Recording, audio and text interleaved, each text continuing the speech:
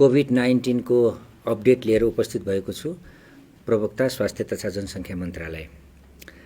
आजको पहिलो अपडेटमा हामी यो ल्याब परीक्षण नमुना परीक्षणको अपडेट गरौँ।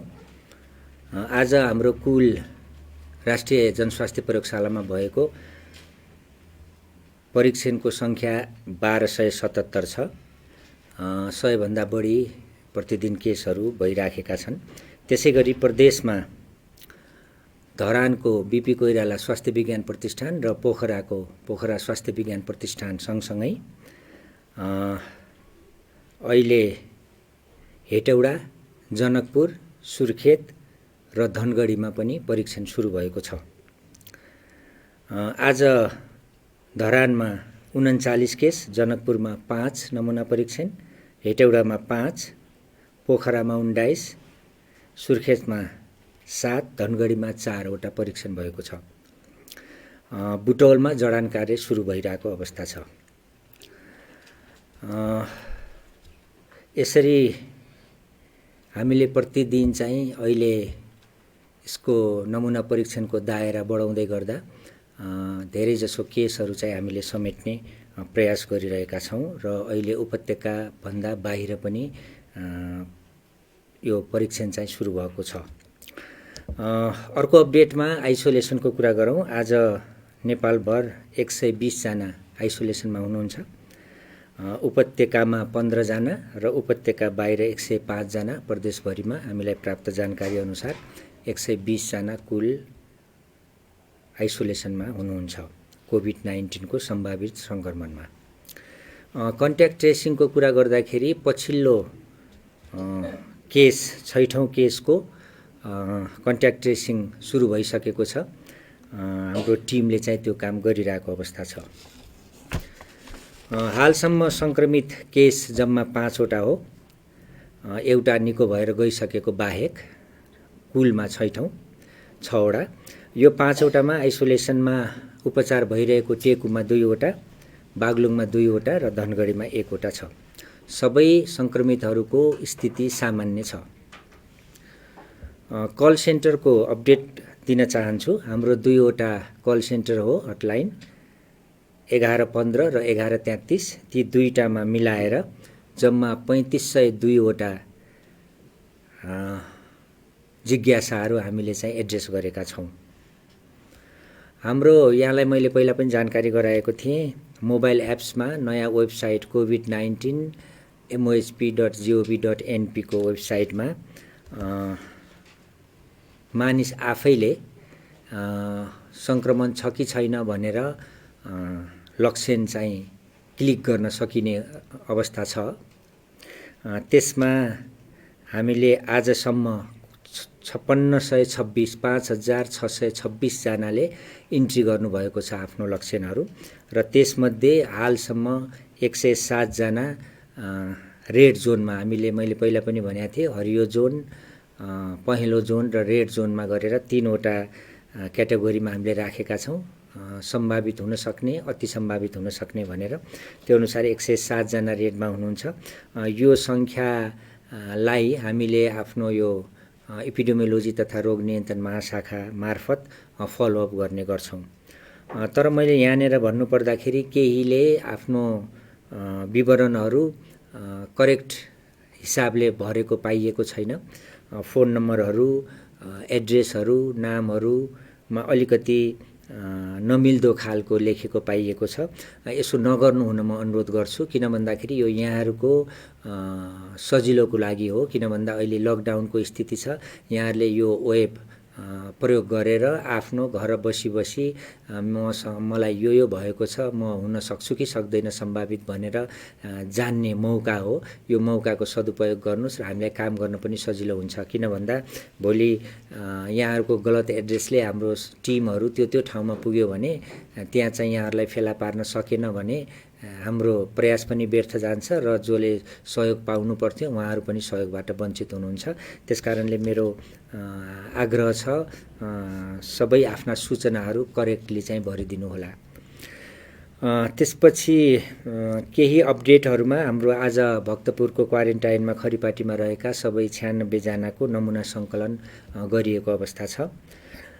त्यसै गरी हाम्रो स्वास्थ्य सेवा विभागमा राष्ट्रिय जनस्वास्थ्य प्रयोगशाला, एपिडेमियोलोजी तथा रोग नियन्त्रण महाशाखा र विश्व स्वास्थ्य सङ्गठन बीच छलफल भएको छ। यो छलफलले केही निष्कर्षहरू निकालेको छ। हामी कसरी ट्रेसिङलाई प्रभावकारी बनाउने, यहाँहरूको मिडिया मार्फत पनि धेरै कुराहरू यसमा उठेको थियो र कसरी चाहिँ यो नमुना सङ्कलनको दायरा बढाउने भनेर केही डिसिजनहरू पनि भएका छन्।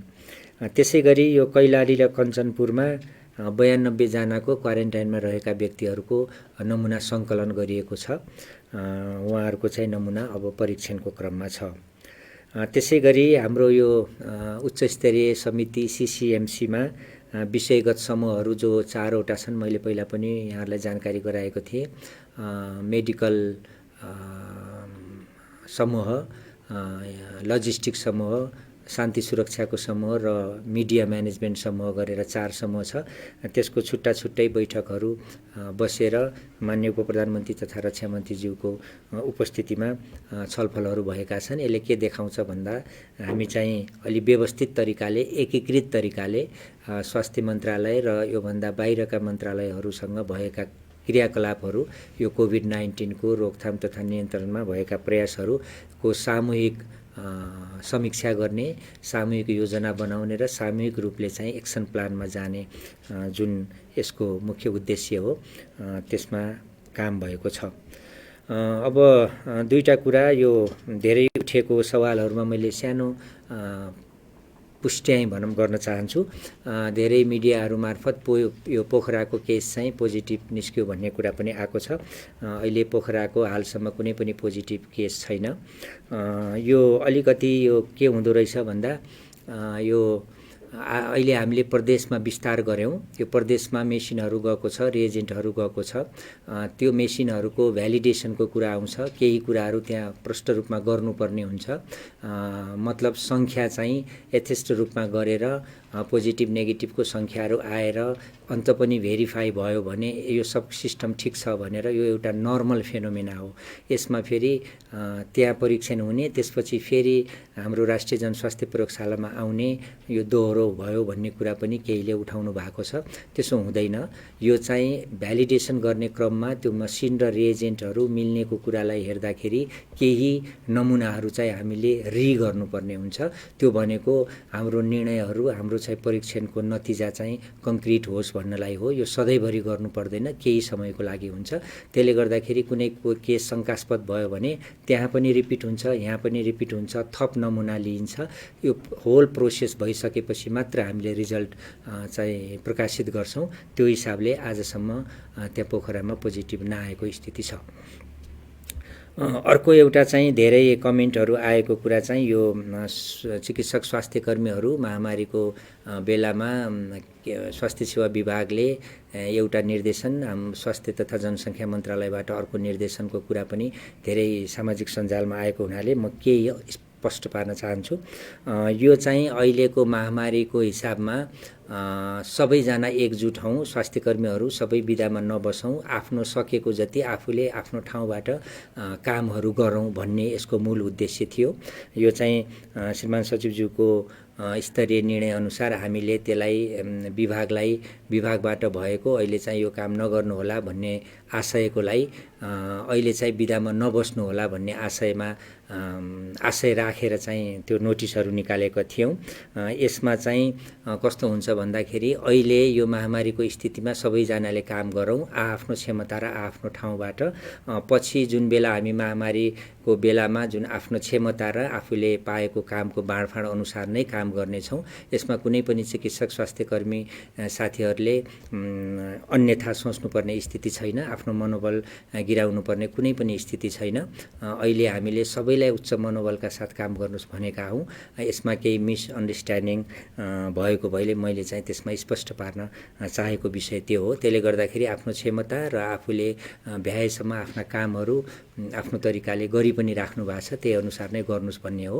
बिदामा बस्ने वा सामूहिक रूपमा एउटा चाहिँ सबैलाई ब्ल्याङ्केटली भन्दाखेरि अहिले आफ्नो स्थान नछोड्नुहोस्, बिदामा नबस्नुहोस् मात्र भन्न खोजेको अवस्था हो। त्यसले गर्दाखेरि यसलाई मैले यसरी स्पष्ट पारेँ। अब मसँग केही नयाँ कुरा अहिलेलाई छैन।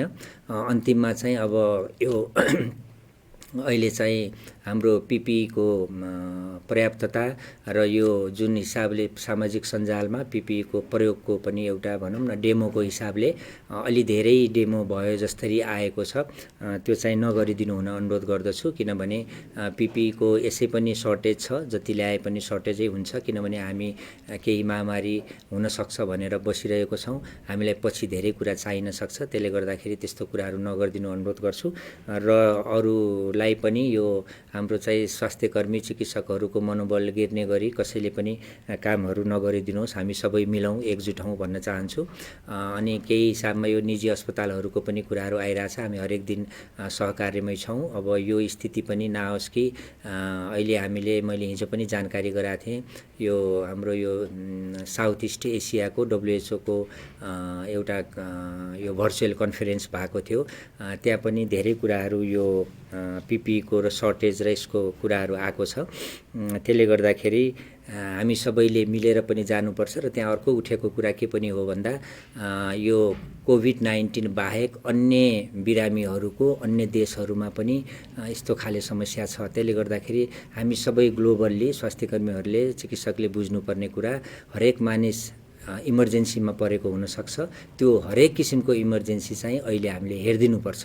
नियमित कुराहरू मात्रै केही समयलाई थाती राखौँ भनेको हो। त्यो हिसाबले हरेक अस्पतालहरूले यो जुन अहिले केही कुराहरू आइरहेछ त्यो चाहिँ दोहोरिने छैन भनेर म विश्वास गर्दै आजको चाहिँ यो अपडेट यही समाप्त गर्छु। धन्यवाद।